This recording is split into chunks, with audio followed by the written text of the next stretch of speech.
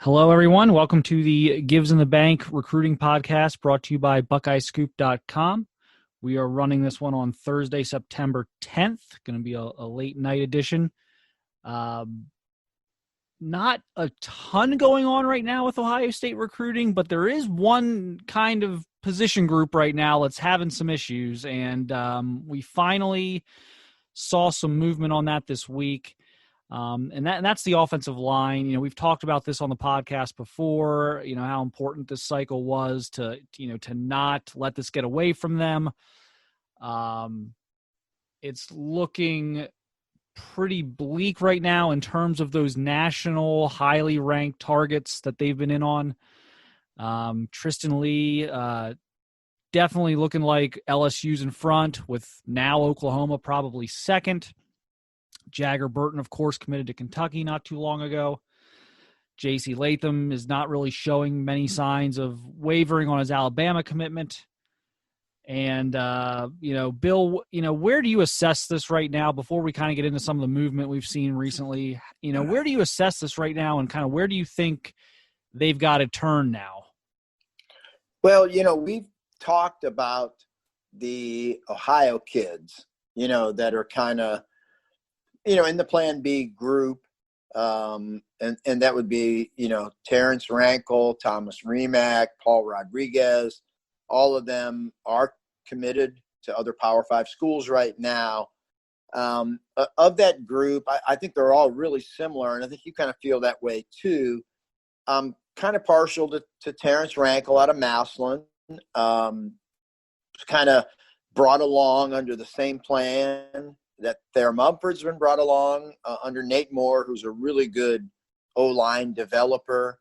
Thayer has also helped train Terrence, so there's a connection there. Terrence is committed to Pitt. He's definitely, looking for Ohio State to make an offer. He was very excited to come to camp this summer at Ohio State. Of course, that didn't happen, but that was his plan. Even as a Pitt commit, he was hell-bent on getting to Ohio State and showing them, what he can do. They saw him last year, and you and I saw him last year. He probably played at 245 pounds last year, 250 probably. He's now like 285 pounds. He's grown another inch. He's 6'6", former tight end. He's got the basketball player feet that you like. He's got the length. Now, he needs to get more physical. He needs to get stronger. And I did talk to Terrence and just kind of asked him, has there, with, not looking so good for Tristan Lee and Jagger Burton committing to Kentucky, I, assumed that there would have been some contact there from Ohio State. And I did ask Terrence where things stood specifically with Ohio State. And he said that he has not been in contact, with Coach Stud or Kevin Wilson, but that Nate Moore, his head coach, has been talking to Ohio State. Ohio State has been talking to Nate about Terrence. He had a good game week 1 against Lakewood St. Edward. They have moved him from the left side to the right side. They had some problems with the right side. So he has flipped over now, and that shows his versatility. So, I'm not ruling him out at all. I still think I would think he would be ahead of Remack and Rodriguez on their pecking order. So, I'm not ruling out Terrence Rankle at all. I think where we are going to find ourselves heading into is, are they going to settle for 3? Would they take they got the 2 studs in Jackson and Chrisman, and assuming that they do take another guy that we would consider a project, then do they go, say they flip Zen Mikowski, then do they take Terrence Rankle or one of the other ones? Would they take 2 projects? I mean, how do you feel about that? Yeah, that's kind of been my question is, do you push this to 4 no matter what? Because it feels like right now, I don't know. It feels right now like that would be they'd be a little bit of a reach, that they don't really have 2 other guys they love right now. if you assume they're not getting Tristan Lee, which I do at this point. So that's going to be interesting to me. Now, Zen Mikowski's kind of interesting to me. I watched a little bit of his film. I got a little bit of the backstory there. He's only been playing offensive line a couple years. I think he's put on something in the neighborhood of 40-some pounds since he committed to Louisville, or around that time frame. No one's really seen him in a year until this early season film. So he's interesting to me. He kind of fits the same profile for me as Rankel. Guys who are probably a bit raw, but they fit the physical profile better.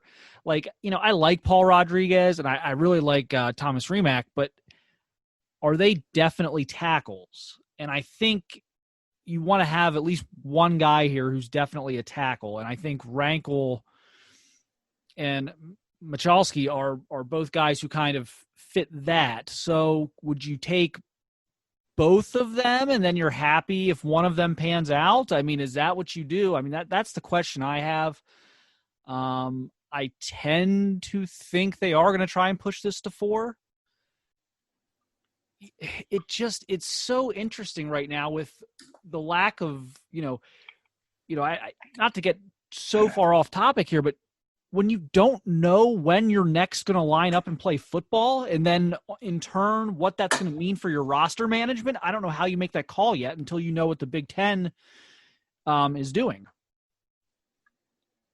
Yeah, I don't know. Like I say, I felt, and I'm one who's generally skeptical on O-line recruiting, but I felt, I walked out of the Under Armour camp in late February feeling that J.C. Latham was an absolute deadlock to Ohio State. I didn't even consider that they weren't getting him. And at that point, I felt pretty good on Jager Burton. And I thought, this is the class. They wanted 4. They really wanted 4 absolute non-projects. And I thought they got them. They've got, it's going to be Jackson, Chrisman, Latham, Burton, 2 inside guys, 2 pure tackles, and life's good. And then from that point, with 4, primary locks, then you chase Rucci and Lee and Spindler, and maybe you pull one of them and you go to 5. If they're 5 legit, legit dudes. But then, like I said, the Latham thing fell apart, and then, boy, you could just see that the Jager Burton thing was not rolling well either. So I think, when you look at Mark Pantoni, Ryan Day, when they look at, where they're at right now with O-line recruiting for 2021, I don't think they are where they thought they were going to be. So, do you try to flip Michalski now? Really, really go hard on him. Like, we need an answer. We need to know where we're at. If you're in, we want you. If you're not sure, then we're moving on. And do they really put the big time squeeze on him? And if they could get that 3rd in there, kind of like they did with taking Williams on the defensive line, then it gives you a little breathing room then. And maybe they just reset that whole board and double back on, some big time kids, thinking that, the R guys, Rankel, Remack, Rodriguez, are probably going to be guys that you more than likely could flip one of them, very late in the process. So I think this is going to be interesting. And I think it's going to get interesting real soon as to how they proceed with Zen Michalski. I don't think they're going to get strung along by this kid. I think they're either going to push him to commit, to decommit from Louisville and commit to them soon, or they're going to move on. And then, if they do get him and you've got that 3rd one in there, it kind of alleviates the pressure, kind of like when they landed Williams on the defensive line. Now they can kind of sit back and just chase JT Tuimoloau and Taiwan Malone. So, we're going to see. But I think this Michalski is kind of more of a key player here than what people are realizing right now. Yeah, and I don't think they would have offered him if they didn't think they had a good shot at flipping him. because I don't know that they'd want to, this is not a knock on Louisville's program, but look, there is always PR involved with this stuff. No one wants to look like they couldn't flip a kid from Louisville. Right. If you're Ohio State or Michigan or Notre Dame, you don't want to look like you can't flip a kid from Louisville. So I think they had some knowledge on this one in terms of, yes, he's open to flipping, and I think that's partially why they moved. I do think we're going to see the out-of-state component play out first. Like you mentioned, I think they probably think they can go to Terrence Rankle on December 1st and offer him a scholarship and be in perfectly fine shape to land him. Whereas you might have to put in a little more work with a kid from out of state. And so I think, the out of state component's going to move a little quicker. And I don't know how far out of state they're going to be able to venture. For me right now, it's probably going to have to be a Midwest centric kid. California, Texas, Florida are great, but in this climate where you can't get visits and I just don't know how viable that would be. So I think it's going to have to be a kid from that, 3 to 5 hour driving radius. And so this kid fits the profile, and he is a tackle. You can call him a project, you can call him whatever you want, but he is a tackle. If he's going to be something, he's going to be a tackle. He's either be a bad player or a good player as a tackle, but he's going to be a tackle. Right. So it fills some gaps. Are we being unfair to Stud here? But look, when Urban Meyer retires, the whole thing is held together beautifully, except for offensive line was a bit of a mess. They lost Doug Nestor. Paris Johnson was freaking out a little bit at the time.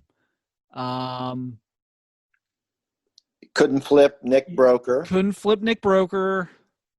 Couldn't close on Samac or J.D. Duplain, Ohio kids that coveted Ohio State offers at one time and would have killed someone to go to Ohio State. So there was some bad juju going on there for a while. Right. So adversity hits the program. The head coach is limited in terms of what he can do as a recruiter at that point because it's a new head coach. And so you have kind of a situation where you can't really sell your superstar head coach, and the offensive line recruiting struggles. Then we have the COVID situation in March, and the program now this isn't just Ohio State. Everyone's facing adversity. The other positions have more or less moved right along during this whole 6-month thing, except offensive line. And again, now you're limiting what the head coach can do because he can't go on the road and he can't host kids on visits and he can't get involved as he maybe could in other circumstances. And you can't really sell the campus or the facilities and you can't have kids getting a look at, what a place Ohio State is. And the offensive line struggles again. They missed the number the year before. The previous 2 years, they had missed their number. They got their number last year, after a lot of misses. I don't think we're being unfair here. I think offensive line recruiting just has to be better. I mean, am I being unfair? No. I think there are some extenuating circumstances with the 2021 class. And the J.C. Latham thing, I don't know how that went south the way it did, as quickly as it did. But you lost J.C. Latham to Nick Saban. Okay? I mean, come on. That's excusable to me. He's not an Ohio kid. He's, So I can live with that. The Jager Burton thing, I mean, Coach Stud going head-to-head with Vince Marrow for an in-state Kentucky O-lineman. They haven't won one of those yet. So that's almost excusable too. But it's just if you just look at 2021 in a vacuum as itself, I think it's excusable. I really do. But when you've got that past history, then I think it makes people want to pile on. And I want to be real clear right now that I think O-line recruiting is a concern, I think is the right word. I am not in the fire stud camp. I'm absolutely not there. And I'm always of the opinion that, if you take a coach, and I think as a recruiter, I think he's average. And as an on-field position coach, I think he's slightly above average. So my feeling is if you've got a guy and you're winning every year and you're one of the top programs in the country every year, I would rather take my C-plus coach and kick him in the butt or pat him on the back or do what I got to do to get him from a C-plus to a B or a B-plus, rather than I would not fire him unless I felt I absolutely could not take another step with him. And I know Ryan Day's not in that point. This is not a Billy Davis, Tabor Johnson, Alex Grinch, Craig Schiano type of scenario where the whole defense just needed redone.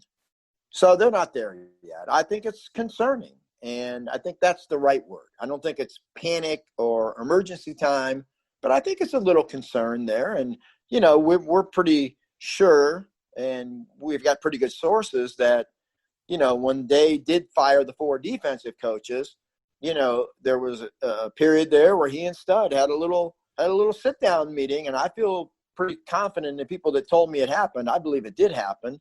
And Stud was kind of flirting with Maryland at the time. So, we're going to see where this thing all shakes out. I think a lot of Stud's cash is going to come down to how this O-line performs on the field this year too. So, but no, I don't think we're being unfair. And I don't know where you're at in terms of, the fire Stud or keep Stud. I'm firmly in the camp that you keep him and you motivate him, you push him a little harder, especially when you see reports coming from kids that want to hear from Ohio State that he's just not calling. That's a tough one to handle. But, I think you push him, you kick him, and you make him do better rather than fire him. That's where I'm at. I don't know where you're at. Yeah, I mean, you can't fire him at this point. No way. No. And, to his credit, the offensive line played well last year. It was one of the better run blocking lines, really in school history. We can nitpick a little bit on the pass protection. Yes, definitely. There's a lot of things that go into that, though. New quarterback. There's a lot that I think probably went into that. Okay. But yes, the next offensive line that we see play at Ohio State, hopefully that's in a few weeks. If it's not, then we'll kick this can down the road a little further. But the next offensive line we see at Ohio State has to be a good one. And I agree. The comments about not answering the phone for the 2022 kids, I mean, that's a little concerning. I mean, you gotta, when you're talking about these big time out of state kids, they should all be plugged into your phone. And, oh my! Look. These guys know the drill when they're coaches. When 5-star offensive line recruit X from Texas calls you, if you're in the middle of dinner with your wife, you got to answer the phone. I mean, you step away from dinner. That's part of the job. I mean, that's what. Gosh, I saw one time Urban Meyer walked away from a press conference to answer a recruit's call. I mean, it's what you have to do, and I can tell you. I'm not saying what's going on right now, but I can tell you Urban Meyer's first few weeks at Ohio State, I'm not going to name the assistant coach, but the assistant coach told me himself that he actually he was told to have a conversation with a certain recruit that night. And the assistant coach did have that conversation with the recruit, and Urban jumped him the next day about not making the call. And Urban checked his phone.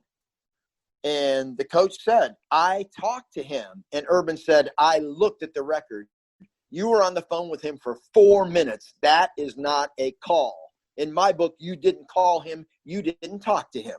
That's a zip. That's a zero. And I thought, well, holy crap. He made a call. But so I know they check this stuff. I know they know what's going on. I know Urban did. So the missed call thing, I think, would have to drive them insane. Yeah, it just can't be a thing again in 22. Can we agree there? Like we cannot be sitting here 12 months from now and we're having the same discussions about, are they going to hit their number? All these national kids they chased, are going elsewhere. I just think stuff's got to be a little bit, more tight, more together next year. And, we're going to, I think, not a pass, but, yes, there are circumstances this year that have been crazy for everybody. But we've seen Ohio State excel through a lot of this. So Hartline seems to be hanging in there pretty good. Yeah, Larry Johnson seems to be hanging in there pretty good. Tony Alford seemed to do well. I mean, and again, we've seen Larry Johnson have years where he misses. Tony Alford missed last year, but they don't miss year after year. They may have an off year, but they come right back. And we've just never seen Stud have that monster class that he pulled. So, I think it's worthy of discussion. I think it's a point of concern. I don't think it's emergency time. I don't think it's panic time. There's no possible chance of firing. That's all ridiculous talk. But I think it's cause for concern. And then as you look into 2022, you have Tegra Tishabola committed, Ohio kid. You have Blake Miller, whose father attended Ohio State. I think the mother did too. He's offered, and I kind of thought he would have committed by now. I'm surprised at that. I will actually see Blake tomorrow. And, you've got a real interesting kid in Emil Wagner, too, in state. So, maybe next year is more Ohio-centric. And that should give them, an easier chance to land those kids rather than, trying to track a kid from Florida, Texas, California. So, like I say, 2021 I'm not real hopeful going forward, but then 2022, maybe they pop Blake Miller here soon to go with Tegra, and then you've got two, and then you can kind of concentrate on landing 2 or 3 more. Yeah, I think next year sets up well for Stud. Look, his sweet spot is keeping the Ohio guys home, maybe sprinkle a little Midwest. It's when he gets into these big national battles is where things can kind of go sideways. They've got several good options in state. I would offer Emil Wagner here pretty soon. I think it's clear, even if you get to your number of 4, I think it's clear it's not going to be maybe what you thought it would be 5 or 6 months ago. You can take 4 linemen every year. It's not a numbers thing for me. I don't think there's a numbers issue where I think you can go into 22 and think you're going to take 4 more again. And if you can take 3 Ohio guys, and then you can really just zero in on a couple out-of-state guys and just have Stud, whoever the area recruiter is, and Ryan Day is going to have to be involved. I mean, if there's anything we've seen, Ryan Day's got to get involved with these linemen. He was heavily involved with Harry Miller when he was an assistant, because that was his area. But him being announced as head coach was a huge thing there with keeping that all together. He needs to be involved, and if you can kind of lock in those Ohio kids, you're not overwhelming him, because your head coach can't do all your recruiting for you. But if you can take care of the Ohio kids, get 3 out of 4 from Ohio, and then, okay, Coach Day, help me with this Texas kid, help me with this kid from Virginia or Florida. I think that's a more reasonable ask and a more reasonable approach as a staff to get the best class possible at that position. So I think the conditions are good. Can we agree that the conditions are such next year in Ohio that there's no excuse to be sitting here 12 months from now having this conversation, right? With the way the conditions are in Ohio next year? Yeah, no doubt. I mean, I think Blake Miller is so key. I mean, if you can't lock down Blake Miller, that's staggering to me. But that's still early. But as this goes on and we get into, I don't know, wherever we get into, that guy, he has to be locked down. And then if you offer Wagner, he's got to be locked down pretty quick too, so that when you go into next year's spring evaluation phase in April and May and leading right into the camp season into June, I would think you would have those three locked down. And then you can really laser focus on a couple monsters and out-of-state monsters. Yeah. So again, I'm not sounding the panic alarm here, but it's just because to me, when the offensive line play on the field starts to suffer, I think this becomes a much bigger issue. As long as the offensive line play on the field stays in a good place, I think we just can look at this as kind of something that needs to improve and not go too nuts with hyperbole and panic. But, it's a thing. And if, like I said, the offensive line play on the field has to continue to play at a high level or this kind of gets magnified. But, we'll see. We'll see how things go here the next few months, and maybe they maybe they make a great evaluation on a kid, or maybe, who knows? Even with the non-visits and everything else, there could be some coach movement at some point in the next 3 or 4 months that would trigger some big fish out there to open things up, and maybe Ohio State could even swoop in there. So there's still time to kind of try and figure this out, and it'll be interesting to follow that. Just real quick, Bill, where are you going to be here on Friday? You're going to be out on the road again, I believe. And who are you checking out? Yeah, I really want to see Blake Miller. And I'm going up to Strongsville. I will see Blake. And they're actually playing Medina. And I'm hoping Drew Aller's back in there. I saw him for a half.